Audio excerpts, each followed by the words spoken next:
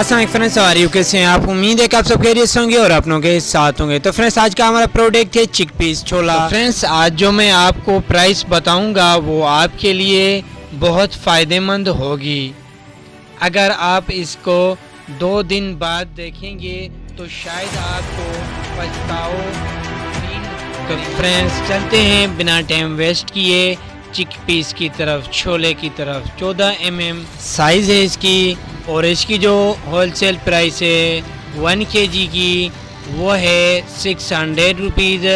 Final आपको 550 rupees तक मिल सकता है। Thank for watching my YouTube channel kirana store. Information daily price की अपडेट के लिए आप मेरे यूट्यूब चैनल को लाइक और सब्सक्राइब करें और बेल आइकन जरूर प्रेस करें, बेल आइकन ऑल करें ताकि जो भी नई वीडियो मेरी अपलोड हो आपको नोटिफिकेशन थ्रू पहुंच जाए। अल्लाह निगहबान।